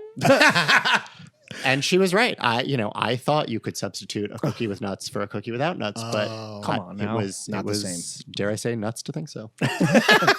Well, you're nuts for nuts. Yeah. Well, you've made a bunch of friends in the food world, whether goats such as Martha, Snoop Dogg, and Ina and Jeffrey, or just the homies. I mean, Martha, who would, by the way, not know me if she saw me in the street, I'm pretty sure. come on, We'll see. she must read New York Mag's reviews. She would at least know your name. Couldn't tell you. Okay. Well, Martha, if you're Ask her. watching, Well, yeah, when she calls in. Yeah. here's a question: if you're eating out 5 nights a week and it's usually a party of 4, is that right? For 2 to 4? For full reviews, I Okay. try to do 4. How can Jimmy and Larry get an invite to a meal out with Monsieur Schneier, and where would you take us? Keep training that palate, and I think you'll get there. My palate's just killed by this cancerous Well, that- black liquid. Are there any tips for someone who, such as like myself, has the palate of a baby? What can I do to? I think just keep eating. Yeah. I think Real I think eaters. Eat the thing that Real freaks eaters you tap in. out. It's like there are so many things that are delicious and seem perhaps initially because of our own ethnocentrism and because of our own inexperience and because they are literally brains seem, a little freaky or a little weird. Do we strike you as food pussies? I would say no, but I think, there are plenty of things that like I just never bothered to order when I wasn't doing this professionally. And now it's not that I run toward things that don't appeal to me, but That looks gross. Let me get 2. There's very little that I will say hard no to at this point. I'm not sure actually yet. Do you have if any I've seen allergies? anything. Not yet. That's actually because you couldn't be a food critic if you were allergic to, say, shellfish, right? I mean, maybe I would. You'd have to have some carve out, and you'd gotta like carry- an emotional support shellfish Carry eater or something. Carry an EpiPen. Yeah. No, I don't. I have no allergies. I'm not actually at present lactose intolerant. Hashtag blessed. I'm not diabetic. Just a neurotic Jew. I can ruin this temple, and I am. Yeah. Wait. So what? How do you decide? Like, are you yourself kind of like curating the vibe where it's like, I got to invite. I can't invite warring parties. I got to bring people that, I'm going to a fancy place. Maybe I got to bring people that know their P's and Q's. And then again, how can we fucking go out with you? Yeah, sorry, not to bury the lead here. How do we get invited? Yeah. Well, just keep watching that inbox. It'll come for you. Okay, all right. One Sounds of these good. days. And where would you take us? Where are you going to take us? I mean, I need to know all of your allergies and aversions. None. Zero. No aversions. I need to know whether you intend to behave. I don't want to eat the duck embryo. Okay. Racist. I know. Well, yeah, that's just me. Racist. I promise to be on my best behavior if I got the invite of a lifetime. Best behavior is a relative thing. That's true. Right? And boy, have I learned that. Oh, Have you gone out with people? We're not going to name names, Yeah, but yeah. have you gone out with No, people where they got a little fucking? That was just an easy laugh line. Cue the dead silence. But people do Crickets. when they're like, "Oh shit, I can't fuck this up. Let me keep it to like 1 glass of wine." I basically, I shouldn't say I keep it to 1 glass of wine because that's in fact not true. But my rule of thumb has been like you can have a cocktail. For myself, I can have a cocktail before dinner, and if it's 4 people, we get a bottle of wine for the table, and I have a glass. But that's the line, right? That's where I try to stop. What about And Matthew's ordering the wine. Oh, without question. Yeah. when it comes to just getting like the munchies going? What's the policy there? I mean, for my guests, if that's what they need, if that's what they want, like it's fine More by power me. to It's them, but not. It's not for me. Okay. Some comedian has a line. It's like, I hate getting laughs from stoned people. Or, it's fish in a barrel. It's like, yeah, I mean, I could get like high off my dome and like go in and be like, man, all this is fucking delicious. Like, are you kidding? Yo, they got nachos at La Bernadette. So They got fish tacos. I would like my palate and my sense to be as calibrated as possible. I mean, if you can't drive, you can't eat. What dinner table etiquette faux pas like really gets you? What dinner table faux pas really gets me? Can I say mine if you Yeah, need yeah, time? It's yeah. people that order with, I'll do the blah, blah, blah, no please. And it's like you're centering yourself as like the consumer. It's not the, may I please have the, like, can you please do me the honor of creating this for me? I'll do the nachos. I'll do the nachos, Eric. Again, back to La Bernadette. Monsieur Ripert. The nachos. I hate that shit. I am sort of like guilty party number one because I often have my sorry. phone on the table if I'm like taking pictures or trying to kind of quietly take notes. It does make me crazy when people are like fully like on their phones at meals. Oh, like scrolling while scrolling, texting. That's like, crazy. I think that's the point? Sort of a lot. Stay at home. Scrolling is crazy. I do think it's sort of punching down in a sense to complain about like server verbiage because it's also sort of like a cliche and a punchline at this point, but like I do get a little like irritated by how are we enjoying our first bites. Ooh. Feels a little bit like You're not eating with us. I'm a baby and like the airplane is like coming in for landing. I hate when a server does the airplane with my first bite. Right. That's really annoying. But other than that, I think everybody has sort of basically been on good behavior. I mean, I think good restaurants set a tone and sort of communicate to Lead by their example. guests, what the kind of level of discourse is, for lack of a better word. I think there are plenty of places where you can be kind of wild and it's fun. And I think that's a huge part of eating out is the sort of social aspect of it and the theater of it. And like, that doesn't mean that everything has to be kind of like hushed and white tablecloth and whatever. But I do think you have to read the room. It's like, I don't need somebody to If be the like, food leaves you speechless, that's one thing. Right. But we're enjoying ourselves. What do you think of the mid-meal cig break? if you need it, do your thing. Okay, I think, honestly, I think that's the best thing you've said so far. I don't know if y'all know this, but they're actually they're not good for you. They're going to kill you.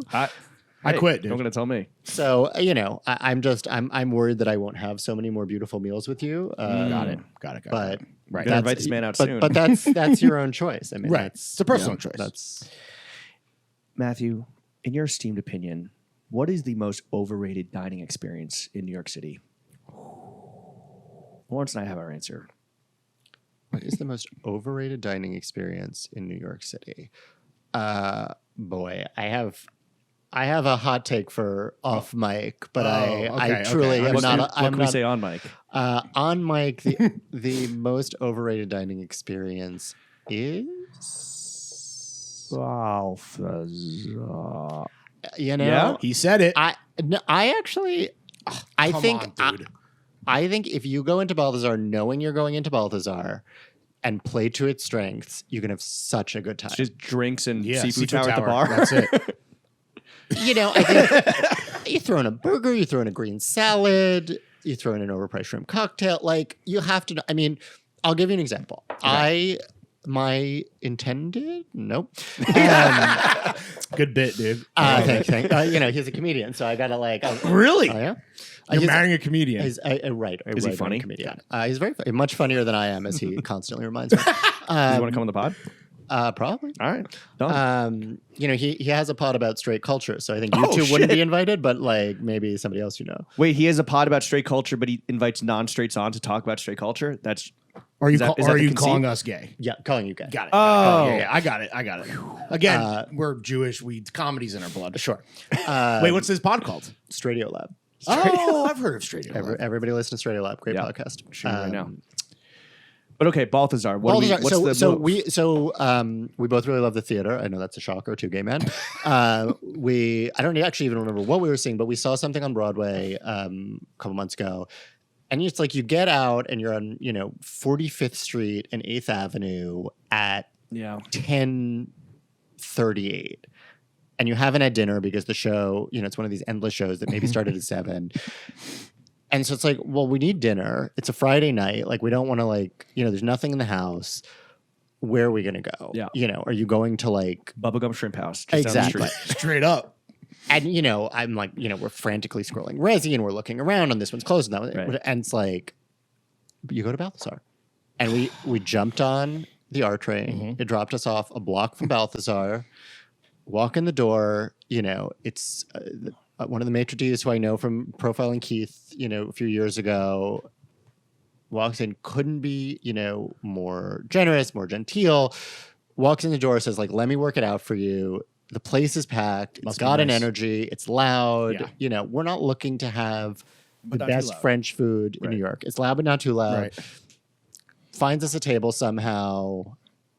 We sit down, shrimp cocktail, oysters, a burger to share, 2 martinis. Not even a very good martini. It doesn't matter. And that's a nice experience. And it's like that's exactly what we wanted. What do you think of this, the discourse around New York City restaurants aren't open late anymore? Like, what the hell's going on? Is there any truth to that, or is that for real? It seems to be to me. I mean, there are places that stay open later, but go to Queens, people. Well, it's like, Montague Diner, new diner in Brooklyn Heights, just opened, very hypey right now, is allegedly trying to go 24 hours. Let's go, dude. As a diner should. We'll see if they make it, but I'm pulling for them. I think that would be fun. 3-decker diner right here, 24 hours. Capelia. Kellogg's? I don't know about Kellogg's, but Capelia is actually better than it needs to be. 14th Street, 7th Avenue, fully 24 hours. Is that the Brazilian It's one-ish? Cuban, Puerto Rican, Dominican, it's the diaspora. Good green sauce. Good stuff. It does feel to me like places are closing earlier. That said, it also feels like there are hypey places that are doing midnight reservations. Jeans.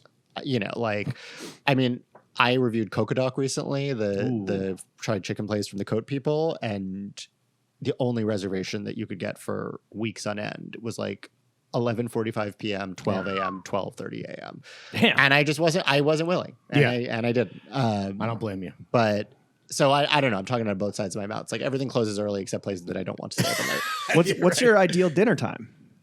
I like a classic 8. Okay. I really do. I think Lawrence and I are 6 o'clockers. Hit me at fucking 6 p.m., dog. It's 6 p.m. somewhere. I think there's a real argument to be made for that. My better half, maybe that's it. Being European thinks it is the height of rudeness to order an appetizer before 10 p.m. Right. Yes. Once we were in Greece and he like literally yelled at me for trying to get a salad off a menu. Oh, shit. Was it a like Greek salad? It was 9 o'clock. Is every salad in Greece a Greek salad? Yeah. I know if you're doing it right. Like a straight up cultural faux pas. Like he was embarrassed. Yes, Yeah. he absolutely. And this was like the only bit of food we were going to get before enjoying a 3-hour Oh my goodness. production of the Bacchae in ancient Greek in the original Greek Yowzers, amphitheater. dude. And so I was like, I don't know. You guys okay? Damn, Jesus dude. Christ. I just wanted a little roughage. Talk But, about crossing the river Line to Hades, tummy. my guy. That sounds like my nightmare. honestly, it was a transcendent and beautiful experience. Of course. But I got a little news for you. I don't speak ancient Greek. Were there subtitles? There were, but I mean, look, you eat out, what would we say, 5 nights a week? I mean, you're playing with like a loaded gun here, right? So my question for you is, what venerable New York restaurants have given you diarrhea? Because just the odds are It's gonna at happen. some point, especially with all this raw seafood. You eat a bad clam, you know? Yeah. Russian roulette with a fully loaded revolver to James. A rogue prawn, Yeah. Oof. to quote industry. You know, there was a meal that upset the tums of my household. Yeah. The tum-tums. Bubble guts. Like food poisoning? No, I don't think so. Okay. I think just like a journey. But honest to God, I don't remember what it was. Was it like a name restaurant, or was it just like? It was definitely somewhere we were trying with an eye to like maybe we'll write about it and maybe I'll write about it, and I don't think I did. I will check. Frank with Sinatra George. has diarrhea. I'll text you. That can be like Okay. a Discord exclusive. Okay. How does it like? Do you scout out a place by eating there first, and then like you're like, oh, I want to review. Like, what's that process? It depends. I mean, Okay. The logistics of getting 4 people to every meal actually is complicated, especially when you are like booking things that may be off times or last minute or whatever. So for places that I feel fairly confident I will review, I will go with 4 people at the outset, at the jump. For places I'm just sort of scoping out, sometimes I'll go with 2 or 3 people, sometimes I'll go on my own. And if it feels like, you know, oh wow, this turned out to be really great, you know, I will go back with a couple more people. Okay, so it's independent, or it's different every time, really. Yeah. Matthew, what's on your food bucket list? What's on my food bucket? Like, what weird thing am I dying to eat, or what? Whether it's a what restaurant, a restaurant in like, I don't know, fucking Brazil, anything. Yeah. Or like a single ingredient, or like a specific dish, Choose your own adventure. country maybe. Let's see. I feel. I hesitate to even say this. I sometimes wonder about, you know, the kind of like most Michelin, most, you know, San Pellegrino 50 bested, you know, like just these like super haute experiences. You know, my fantasy is not necessarily to like go somewhere that you have to take like a boat to a donkey to a zip line, you know, to have 14 kinds of foam, Right. and book, you know, 2,000 years in advance. Although I don't know. Having said that, I did a little piece on the Frederick Wiseman documentary about Restaurant Trois Gros in France that books like, you know, a zillion months ahead of schedule and costs a fortune. But, you know, then you know, you've never had eels clubbed quite this way before. And it's sort of like, I don't know, like seems good. Clubbed as in like killed? Oh yeah, I Clubbed. mean, yeah. Okay. Like club sandwich. So I don't know. I mean, I think you know, again, maybe a bullshit evasive answer, but I think the thing that's really exciting about my job is that like every day I discover some new place that I've never heard of. That's like, oh my God, like I do want to try that. I've got to get like haven't I been there? out there, like, you know, whether it's, you know, in the boroughs or whether it's in, you know, That sounds so somewhere else. Sisyphean though. Like there's no way you can obviously try every restaurant, and you just keep adding to the list of what you need to hit up. Yeah, I mean, it's Gotta eat. the, you know, the boulder rolls down and there I am just pushing. Yeah, working those calories off. Exactly. What would your last meal on earth be? Let's go. We all die. I don't know if you know that, but we all die one day. Build this shit for us Yeah. from the ground up. Last meal on earth. Let's say you're so hangry, your intended yells at you for eating a Greek salad at 9 p.m. and you murder him. No, we moved on to better half. Better half. And so you're in jail, and because it's Greece, I assume there's a death penalty there. And For Jews. They're going to kill you. There's actually a real Greek Jewish population. Yeah, there is. I Didn't know. They're going to kill you, They but are you racist get to do people, your though. last meal. So what's it going to be? What is it going to be? It could be like any like homemade, any, you know, like feel free to absolutely go. as Your specific as mom's possible. burnt water. I know, Yeah, just- a glass of mom's burn water to start. my poor mother. I'm always like talking in the line of duty about what a shitty cook she was. But My mom too. But honestly, I mean, my like Christian Madeleine is an English muffin with melted Munster cheese, which was the one thing she could make unbelievably. Iron sharpens iron. Yeah. Is that going to be in the mix for your last meal? I mean, maybe it's a little. Oh, what a good cheese to get amuse-bouche. in the nooks and crannies too. I mean, Munster, she's a melter. Yeah, I love mustard, dude. So good. I'm thrilled to hear that because I feel it's a very underrated cheese. Oh, 100%. I think- Jarlsberg as well. Another big one for me. All right, Jew on Jew. There we go.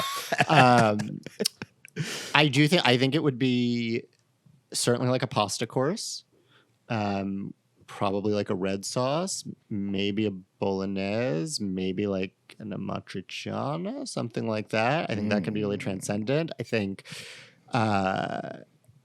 probably like a steak. Okay. These feel like such cliched answers. No, but this is. How do you like your steak? Medium rare. Okay. What's your favorite cut? I like a strip. I'm not. Okay, I mean, interesting. I'll eat a ribeye. Yeah. I will eat a fillet. Like, Do you have a favorite steakhouse in the city? not yet because I am doing the due diligence to go to all the shit. good ones. Damn. I gotta All all the big ones. the hitters. classics, Your Keens, your Lugers, etc. your everybody's. Hawksmoor, Strip house. or whatever the fuck they're called. That's my favorite. I have to say, I thought I loved Strip House, and I went not so long ago, and it Oh, no, wasn't fell that off? good. I thought it fell off, but maybe it was an off night. Brutal, dude. What's your number? Sorry, Can you tell us your current front runner though of the ones that you have tried, knowing that it could change once you try them all?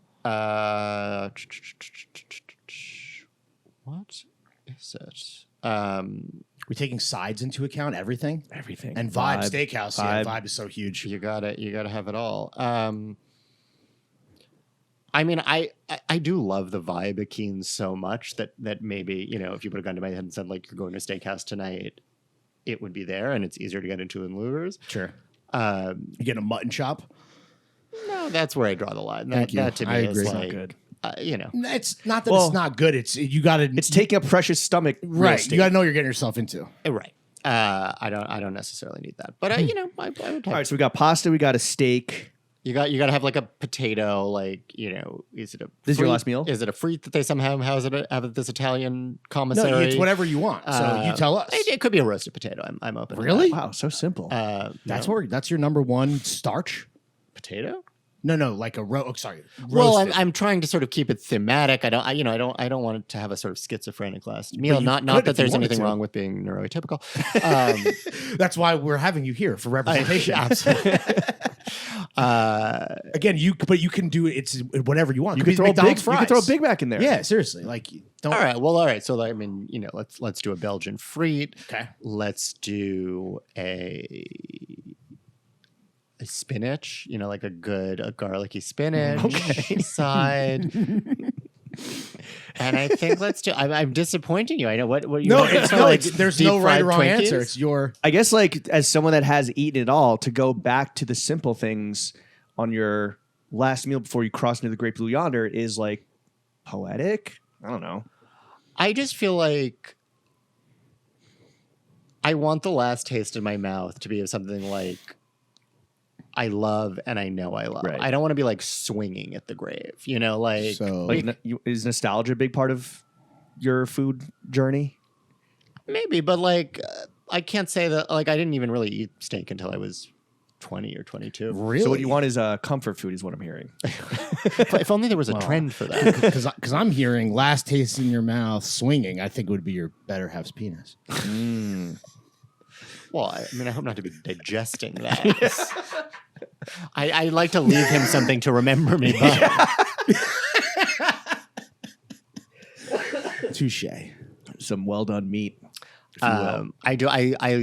Maybe Greek meat. this is the most American thing about me, but I fucking love pie. I would like. Oh, I don't need like a fancy dessert. I would have like What kind of pie we talking? I mean, could be like a sour cherry. Could be tart. strawberry. I mean, strawberry rhubarb I do love, but like maybe it's too much for this. Could be peach. I But mean, a pie, not a cobbler. not a cobbler. You want I ice cream on that bitch? I mean, I do. I love. I am a big ice cream man, so I Thank would have some you. ice cream. Some different temperature action going on. But you could. I mean, you could just do like a scoop of creme fraiche. I mean, I like Yeah. all the sort of creamy cultured creams. Again, your boyfriend's penis in your mouth. What's your favorite ice cream flavor? I love a pistachio. Ooh, great call. I love a pistachio. Refreshing. I like a strawberry. But so are we talking ice cream, James, soft serve, gelato? What exactly? Anything. Okay, because I think that would depend. Anything in the change my great- answer 100%, right? Any Pistachio meat, gelato. any meat in the ice cream stew. Any meat in the ice cream stew? What? Sorry, what is that? Like mean? ice cream is, No, he's cooking. Let him cook, literally. there's a whole vat of different ice creams. Gelato, soft serve, fucking pints, whatever. Like Oh crazy. yeah. I mean, I like the class. I like a good American ice cream. I do like a soft serve, but honestly, like give me a Mr. Softy. Like, Yes. that's You sort going? of- You going Sprinkies? I mean, obviously, and rainbow only. Same. Hello. That's like- my favorite. Vanilla soft Representation, serve, representation matters. rainbow Sprinkies. That's right. I also like a cherry dip. I know that's maybe embarrassing. Yeah, That's weird. That's weird. That's one of the things That now I'm like, that's one of the He things that went- George is he like. crossed the That's line. that's for Americans. That's you don't you want melted candy on your ice cream? you don't dress an ice cream cone. That's not right. Have you ever worked in a restaurant? Unfortunately, not. I think it. I don't would- recommend it. I understand it to be, an incredibly challenging, while also I think intermittently rewarding endeavor. I used to actually like fantasize, not sexually, but I used to think Yes, chef. about line cooks. I used to really want to be a waiter. Just when a waiter? When I was a kid, I thought Wow. it seemed like an So extremely ambitious. glamorous thing to be. And there's this, I don't know if it's true or not, but this thing that they always said is you can't be a waiter in New York without New York restaurant experience, which I always thought was like a complete catch-22 because it never occurred to me Yeah, what? that someone How does could that make sense? be not from New York and so have had prior experience elsewhere or something. But truly, that would not be New York experience. So you would wonder how they got it in the. Were you hoping to be a waiter in like the Jekyll and Hyde restaurant so you could like add some theater into it? Not necessarily. I thought the idea of sort of like having a tray full of things that you were bringing to people and interacting and having a little bit of patter but not too much seemed very appealing to me. Huh. I couldn't explain People to you why. pleaser. Yeah, I as a was youngin'. one summer I did work in a candy store. I think I've mentioned this before. Maybe in fact on this podcast. 6 years ago, that was. I worked at the one New York franchise of the Rocky Mountain Chocolate Factory. Where's that? It used to be. It's in fact I think. I may be one or two doors off on this, so fact check me if you must, but I'm pretty sure it is the space we now know as Primo's. Oh, Okay. damn. All right. Okay. But talking about, whether fancy jobs or previous jobs, is there anything you miss about working in the fashion industry, or are you completely fucking, that's all in rearview mirror? I do miss the fashion industry because I sort of miss the fashion industry. Thank you. I was going to say, because I had a conversation with you the last time I saw you, and it seemed like you didn't miss shit. You're not supposed to lie on this podcast? No, this is about truth, Matthew. I had been covering fashion for 15 years. I needed a little break. I think right after I left, I was feeling a little bit reprieved, a little bit drunk on my new freedom. Having taken a 6-month break, I can see a lot of the good parts a little bit more clearly, which I think is nice. Oh, okay. Hindsight. 2020. I mean, it was great to travel. I traveled what seems to me now an unbelievable amount from kind of Ungodly. my early mid 20s. But it would just be like- well into my 30s. Milan, Paris, London, New York. No? Yes. It's like the circuit. Yes, and I understand that there are people who want to like see the entire world and check off every continent, and I have some of that myself. But I actually think an underrated Wanderlust. form of travel is to have places that you go to repeatedly or have to go to repeatedly where Thank you you. really know them because Second for, homes. for no reason, in no way that I could have prepared for or even imagined in advance. I am very comfortable in Paris. I'm very comfortable in London. I'm pretty comfortable in Milan. Like, I basically know where I'm going. I speak just enough of the languages to get by. Speak I have enough places. That one's the one I'm still struggling Oi! on. Got his ass. I am knobbing it. What'd you call me? No, I'm just asking for a cigarette, mate. Okay. What's the number one thing you do not miss about working in fashion? Let's get negative. Yeah. The people. I love all my girls in fashion, all my girls and gays, and you too. And us Yeah, too. straight up. Thanks, bro. I think, fashion, when you were covering the part of the industry I was, which is in fact, in some ways kind of less consumer focused and more about sort of the industry of it, you really can get into this groove, and the groove can be nice when you feel like you really like, you're going to Paris 4 times a year and you know where you're going and you feel good there and whatever. And I mean, honestly, by the end, I was like, oh, this is about the restaurants, huh? Like this is why I'm going. I'll It's go to the scene. I'll go to the shows during the day if I have to. But, Yeah. and I did, and I had to. But, it, especially as the kind of seasons and collections proliferated, by the end, it just got to a place where it was like, okay, I'm reviewing pre-fall. Okay, I'm reviewing fall. Okay, I'm reviewing pre-spring. Okay, I'm reviewing spring. Okay, and it's On your like cruise as well? cruise is pre-spring. Oh, okay. I believe. Have I me. forgotten that? Yes, cruise is pre-spring. Okay. Cruise is the Equinox steam room. I'm just in there to schwitz. Yeah. So it can get a little repetitive, and what You I would found say. was it was hard to find time and space and bandwidth to do anything that wasn't that. Oh, you were locked in. It was, if you want to really That's do it, Sisyphusian, to your point. you got to do it. I'm sure there's another Greek myth of someone who just like is kind of like riding the rails around and around and around and around. Just reviewing fashion, just reviewing togas. It's like Tantalus and the grapes, maybe just like reaching and reaching and reaching for that one perfect skirt. Yeah, that one. I know. That's where I only know Sisyphus. That's where we get tantalizing. Oh, Wow. You learned Is that where we get something new grapevine? every day. Absolutely. Yeah. Fire. I have a question real quick before we move off fashion, because we are soon. Don't worry. Right now, do you have a favorite menswear designer? I have really retrenched to the quote unquote classics because I'm not. There were years in my life where I really was like seeking out Right.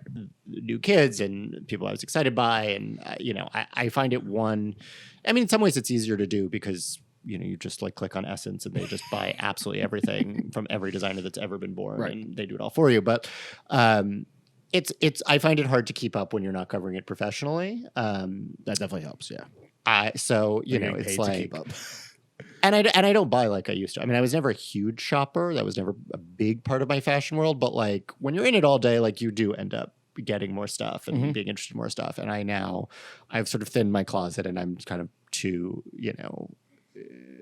it's comb is always going to be it for me. It's basically like comb and Levi's And Lucia. This is I have a couple pieces of vintage Prada, but I don't have a huge Prada collection. I would like to have more Levi's collaborations? I love to look at Junia. I find, at least historically, Junia was hard for me size wise. I think give me another 6 months and I will probably be snug in Junia. Aren't we all? The one new guy Japanese that I stumbled on that I actually think is great, and I bought a piece that I really like, which I just sort of don't usually do from people I don't know, is a guy called Carter Young. Oh yeah, shout out Carter Young, dude. I got a Western. I got and a suit. I got how's the suit? Actually, I need a wedding suit. It needs to be hemmed, but it's great. Oh, what are you thinking for altar fit? It's a big question right now, and honestly, because I haven't bought a suit in a number of years, I was sort of like, all right, I'm gonna like screw up my courage and pay $2,000 for a suit, and then I was like, oh, I guess I'm gonna pay $2,000 for half a suit. That's not what suits cost these days. But it's not gonna be black tie. No. My sister's wedding was black tie in October, and bless her, it was a lovely event. I have no desire to do a black tie. Too wedding. stuffy. It's not even stuffy. It's just like I think it's a lot to ask your guests. And True, totally. And but it's not about them, to be clear. It's not, but I also like. But it is. I sort of think it's less about me than I think many grooms do. Okay. As a married guy, what my wife... As a married narcissist. As a married narcissist, what I was told from my wife is that it's about the parents of That's how who's I getting feel. married. It's about your parents. How was the food at your sister's wedding? It was delicious because my sister, I hope she'll be fine with me saying this, although she was actively seeking press coverage on her wedding and secured some. So I think she is. Oh, hell yeah. Was at Blue Hill. Ooh. And so we ate good at Blue Hill. I was going to say, they might explain the dress code. So did you like meet the cow whose penis was in the except soup? it's like No, a but farm. but that's the experience. It's the it's high, low. it's black tie. Did you meet the cow whose penis was eventually in the soup? That's like the vibe, right? The bull, but no. The bull. Sorry, bro. About to eat your cock. Looks good. My sister's getting married. My hands are tied. Speaking of cock, Matthew, we would love to know for the listeners at home and for us, honestly, Not me. for date night. No, you don't do date night. Date Yeah. night. No. What are just the most wallet friendly, let's say, and democratic, meaning like accessible, not like pie in the sky or like impossible to get into spots for a first date or date night? I think no reservation places are actually surprisingly good for that. Because reservations. it's democratic in the sense of like your odds are just as good as anybody else's. Yeah, true. But you don't want to look bad on a first date by like, oh, now we're waiting because it's But I Friday, think Saturday night. listen, it's been a long time since I've been on a first date, brag. But I would hope that people would be open to like an off-kilter time. I think it would be sort of fun to have like a drink and then a later dinner. Want to get a drink at 2:00, babe? Yeah. But I think if you meet for a drink at 7 and see how it goes and you vibe and it's Right, working, totally, like the pre-screening. You wanna grab dinner, then it's like 9:00, then the restaurant's closing in 4 minutes, but like, you can slide in there. Actually, I got a Chardonnay back at the crib. I mean, On true story. ice. My first date with George, we had drinks, we hit it off, we canceled on the party that we actually both independently were invited to and were going to go to and didn't, and went to get dinner and were told that the spot that I picked, my go-to spot at the time, was no longer serving, and so we did twist my arm. I have to go to the crib. Yeah. And then you served. I think it's beautiful you both hated the same people and we're like, we're not going to this fucking party. To be clear, because this person will listen, we treasure that person. Okay. We just You had we were trying to your, smash. your priorities were it was love at first sight. Priorities were realigned. Exactly. What are your go-to date night spots now with your better half? Well, the other thing I was going to say, and this is obviously not true of a first date, but it is true of the sort of date nights of the long partnered, who speaks for them. I think that's where it's really nice to cultivate your locals. Like I think if they're like not terribly good. Sure. When we go out together, Budweiser's now, a Budweiser. when we go out together, we have restaurants in our neighborhood, which is like a famously bad restaurant neighborhood. And Where do you live? What's your address? Say the neighborhood. We can redact it. Oh, okay. You're not going to say your neighborhood. Okay. You may remember last time I was here 6 years ago, I said your neighborhood on mic, and you were like, bro. Did I really? Yeah. Wow. Did you recently listen to your episode? Is the episode still up? No. or you just have a That's great burned memory? in my memory. I was like, you can never say someone's neighborhood on pod. I know that now. Yeah. But I you're in a learned that at bad- the expense of Larry Stalker. You're in a bad restaurant neighborhood. Interesting. There's so many to choose from. Not as many as you think. Murray Hill? Yeah. He's eating at Dover Street Market for lunch, too. I actually live in Mindy Kaling's new show, Murray Hill, about New York's most glamorous neighborhood. But we go to sort of like the local Italian place, which like George insists is great, and it because of going there and because we know what we like and because it just kind of like it has, it's in a sense become our third. Yeah. Oh, wow. Know what you're getting yourself into with eating. I feel like it's the biggest lesson.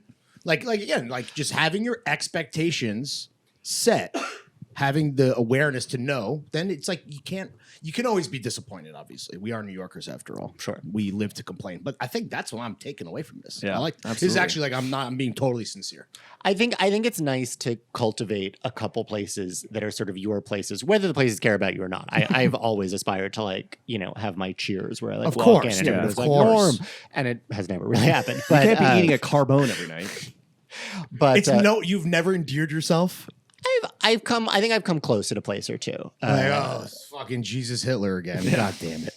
Oh, this guy's going to complain about the wine. He's going to judge us on our by the glass menu. Do your locals know your profession?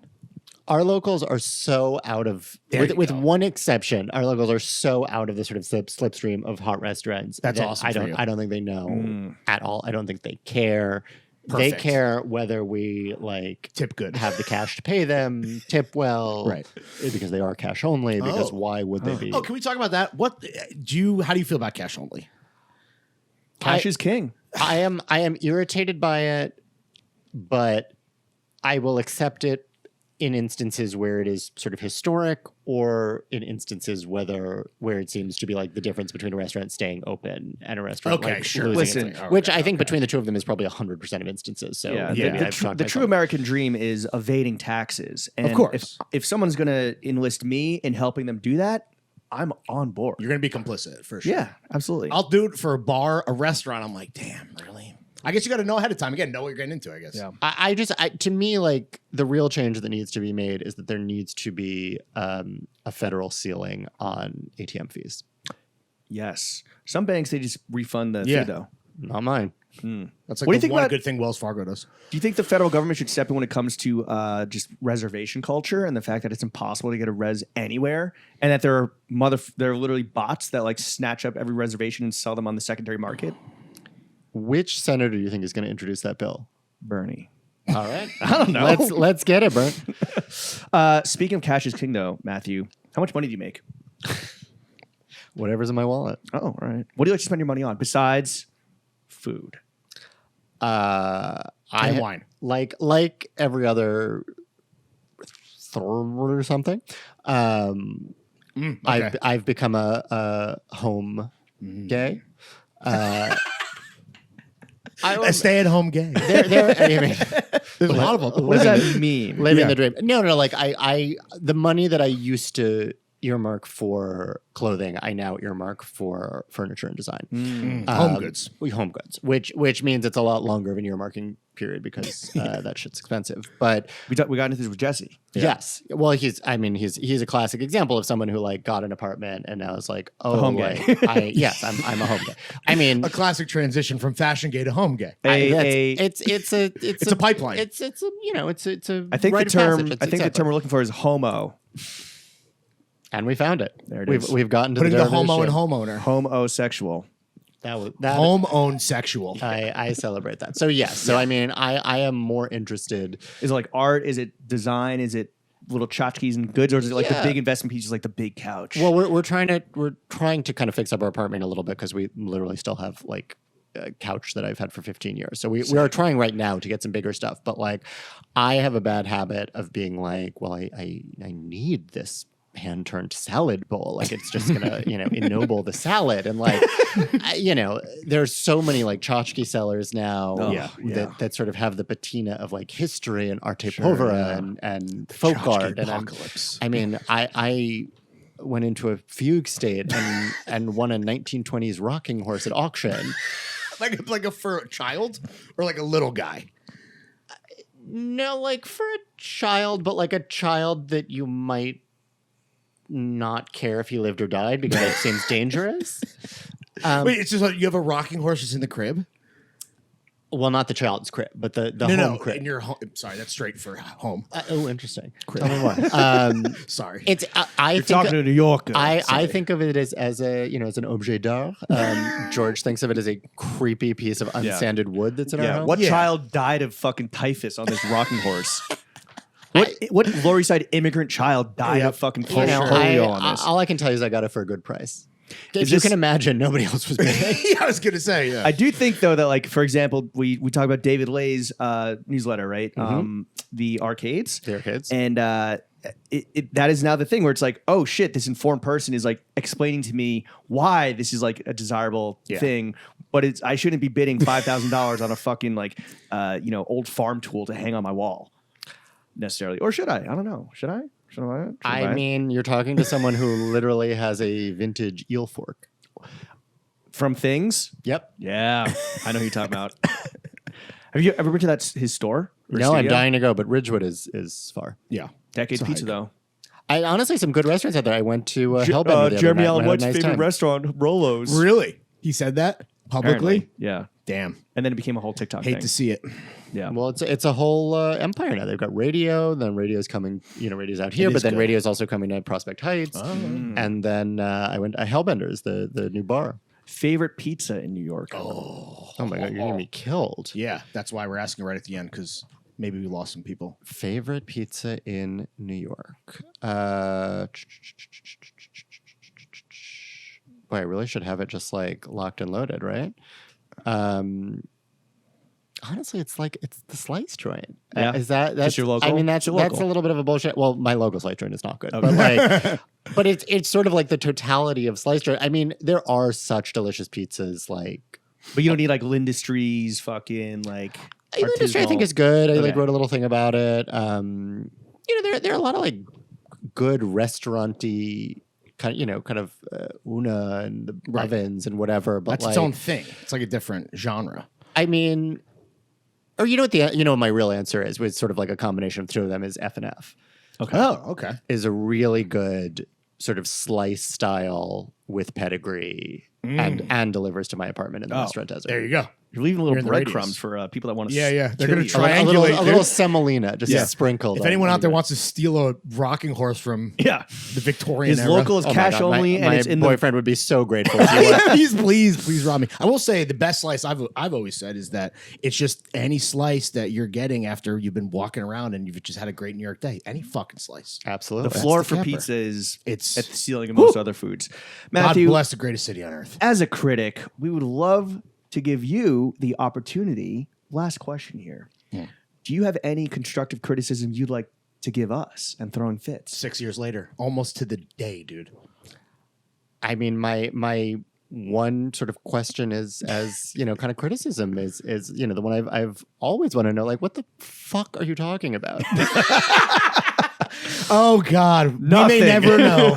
What would Yeah. you like to plug? Where can the kids follow you? I am on all platforms as Matthew Schneier. I'm actually not on TikTok. I don't know if there's a Matthew Schneier impersonator on TikTok, but if so, I wish him the Oh best. my God, I wonder if they're trying to like get res with your clout via TikTok. What about Twitter? Are you a big Twitter guy? X.com. X. Show Are you a some big respect. Xer? I was never big. I used to like it when we all used to like it. I've fallen off it. Does food media use Twitter? Or is it just fucking bozo self-dick sucking media? I think it's more classic media in my experience, So the but dick suckers, I yeah. really have not kept up with it. So Okay. I don't. Because I Food don't- World obviously is so intertwined with the visual Yeah. that I'm sure it's just more of an Instagram thing. I think food tends to do better on Instagram is my kind of gut. That's your screen time. and I'm there, and I rarely post. So I'm sorry for anyone who follows and disappoints. Sign up for your Substack. Sure. Why not? What do you mean? Yeah. Great book question mark recs. there. I have a Substack that I use literally once a year to be like, if you are coming out of a coma, here are the several articles I've written this year. It's free. missed. Yeah. But yes, please. Here's a movie from 1941 that I enjoyed. I play. The Lady Eve, great film. Hey. Yes, Ain't knocking it. please. You know, you're right. You're right. Please do subscribe to my Substack. As importantly, probably more importantly, please subscribe to New York Magazine. There it is. Yeah. Greatest magazine in New York. No thanks to me. We are really killing it right now. I'm so proud to work there. I'm so happy to be there. How frequently do your reviews come out? My reviews are in every print issue, so that's every 2 weeks. Okay. And then I generally have another smaller piece in the off weeks on grubstreet.com. Hell yeah, Matthew. Keep it. Thank you the for best, coming man. on to Thank you so much. the only podcast that matters. We did it. 6 years later, baby. This was a tasty one. Oh, good to the I last honestly drop. Had a great time. Yeah. Real eater, stand up. Chef, take us out.